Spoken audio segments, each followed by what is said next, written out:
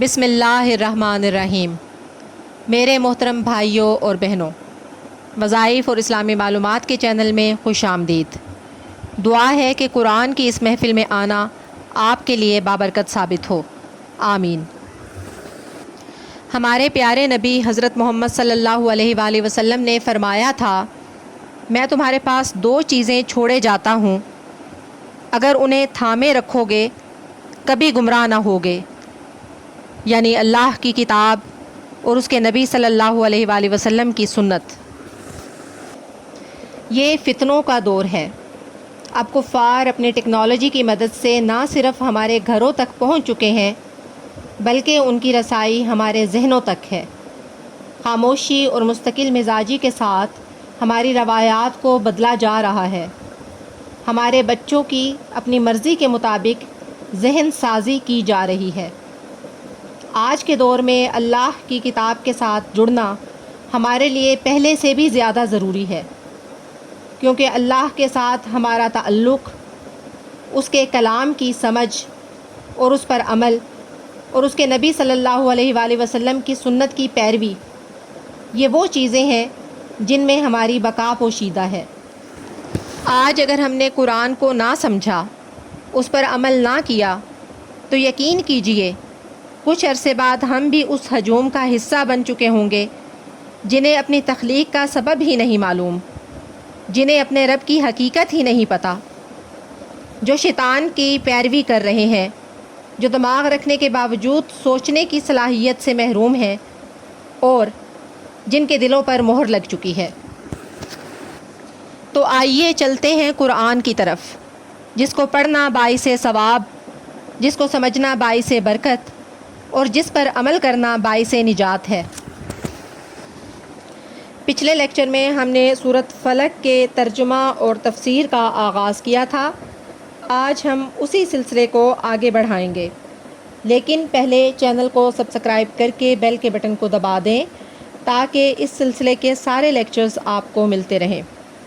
Lectures کو like اور share کیجئے کہ نیکی کی بات کو پھیلانا بھی اجر و ثواب کا باعث ہے، اور کمنٹ میں اپنی رائے ضرور لکھیے گا کیونکہ آپ کی رائے ہمارے لیے بہت قیمتی ہے۔ اعوذ باللہ من الشیطان الرجیم، بسم اللہ الرحمن الرحیم۔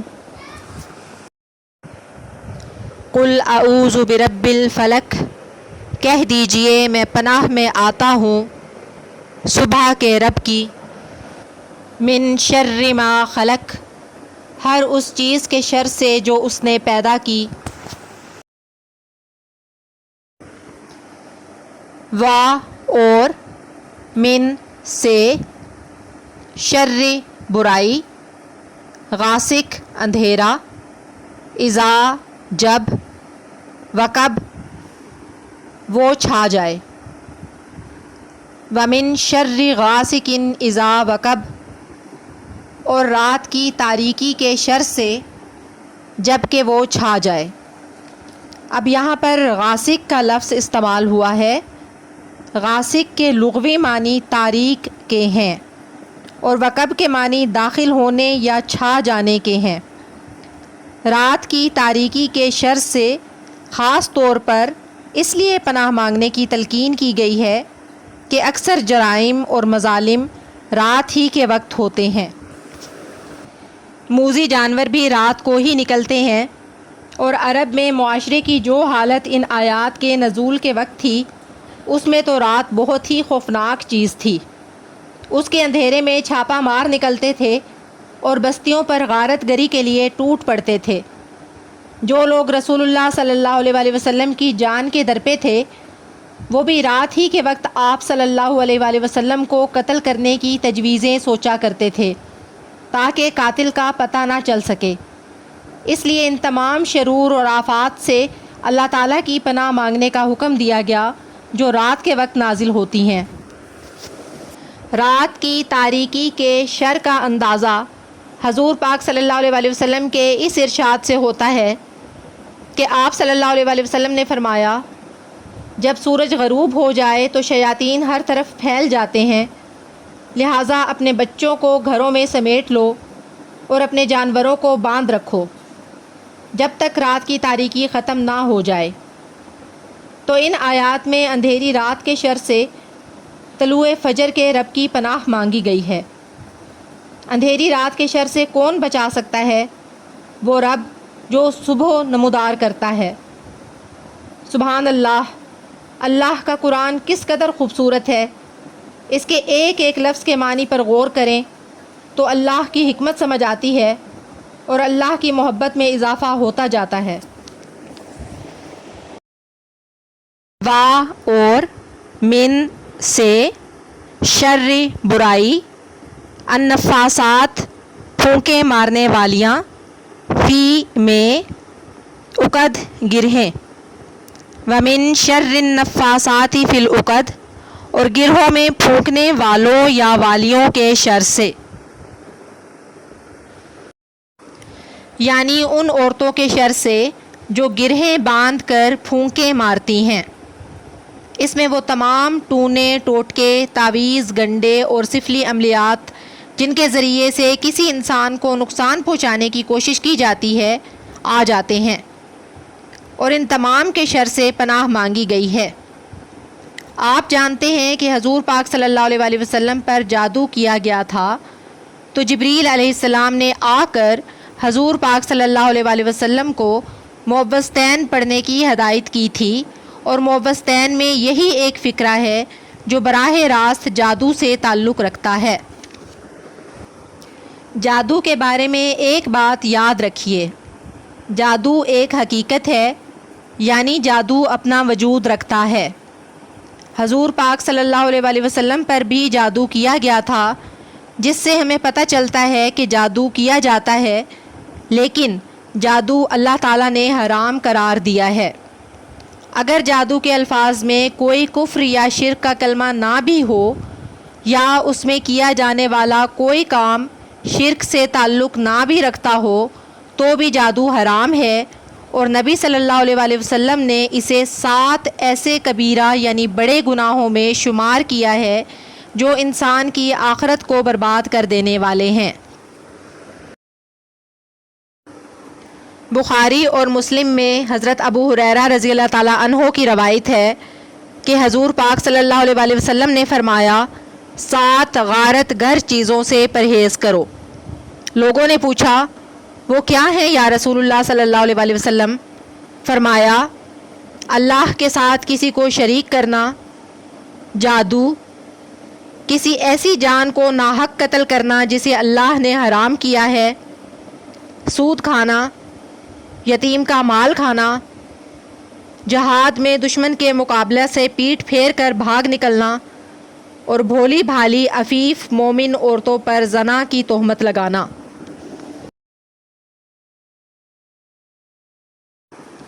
وا اور من سے، شر شر یعنی برائی، حاسد حسد کرنے والا، اذا جب، حسد وہ حسد کرے، ومن شر حاسد اذا حسد اور حاسد کے شر سے جب کہ وہ حسد کرے۔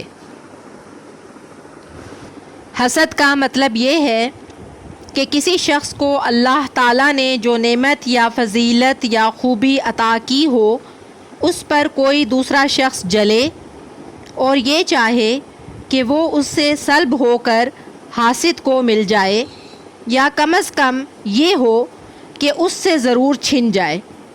البتہ حسد کی تعریف میں یہ بات نہیں آتی کہ کوئی شخص یہ چاہے کہ جو فضل دوسرے کو ملا ہے وہ مجھے بھی مل جائے۔ یہاں حاسد کے شر سے اللہ تعالیٰ کی پناہ اس حالت میں مانگی گئی ہے جب کہ وہ حسد کرے، یعنی اپنے دل کی آگ بجھانے کے لیے قول یا عمل سے کوئی اقدام کرے، کیونکہ جب تک وہ کوئی اقدام نہیں کرتا اس وقت تک اس کا جلنا بجائے خود چاہے برا صحیح مگر محسود کے لیے ایسا شر نہیں بنتا کہ اس سے پناہ مانگی جائے۔ پھر جب ایسا شر کسی حاسد سے ظاہر ہو تو اس سے بچنے کے لیے اولین تدبیر یہ ہے کہ اللہ کی پناہ مانگی جائے۔ اس کے ساتھ حاسد کے شر سے امان پانے کے لیے چند چیزیں اور بھی مددگار ہوتی ہیں۔ ایک یہ کہ انسان اللہ پر بھروسہ کرے اور یقین رکھے کہ جب تک اللہ نہ چاہے کوئی اس کا کچھ نہیں بگاڑ سکتا۔ دوسرے یہ کہ حاسد کی باتوں پر صبر کرے، بے صبر ہو کر ایسی باتیں یا کاروائیاں نہ کرنے لگ جائے جن سے وہ خود بھی اخلاقی طور پر حاسد ہی کی سطح پر آ جائے۔ تیسرے یہ کہ حاسد خواہ خدا سے بے خوف اور خلق سے بے شرم ہو کر کیسی ہی بیہودہ حرکتیں کرتا رہے، محسود بہرحال تقوی پر قائم رہے۔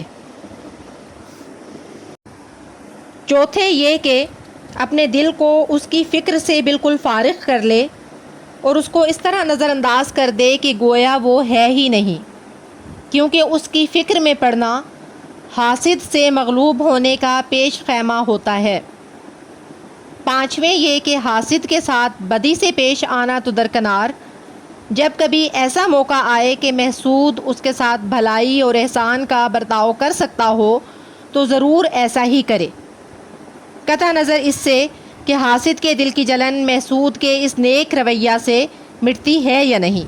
چھٹے یہ کہ محسود توحید کے عقیدے کو ٹھیک ٹھیک سمجھ کر اس پر ثابت قدم رہے، کیونکہ جس دل میں توحید بسی ہوئی ہو اس میں اللہ کے خوف کے ساتھ کسی اور کا خوف جگہ نہیں پا سکتا۔ حسد کے حوالے سے ان امور پر عمل کرنے کے ساتھ ساتھ حاسد کے شر سے بچنے کے لیے ہمارے پاس سورۃ فلق موجود ہے، جس کی تلاوت کر کے ہم حاسد کے شر سے محفوظ رہ سکتے ہیں۔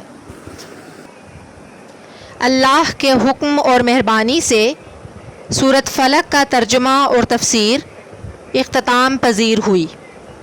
اگر آپ اس لیکچر سے صحیح معنوں میں فائدہ اٹھانا چاہتے ہیں تو ہر آیت کی تفسیر کم از کم 3 بار سنیے۔ چینل کو سبسکرائب کر دیجئے اور بیل کے بٹن کو دبا دیں تاکہ آپ کو سارے لیکچرز ملتے رہیں۔ لیکچر کو لائک اور شیئر کرنے کے ساتھ ساتھ اپنی رائے سے ضرور نوازیے گا، آپ کی رائے ہمارے لیے بہت قیمتی ہے۔ اللہ تعالیٰ سے دعا ہے کہ ہمارے لیے اپنی راہ کو آسان بنائے، آمین۔ فی امان اللہ۔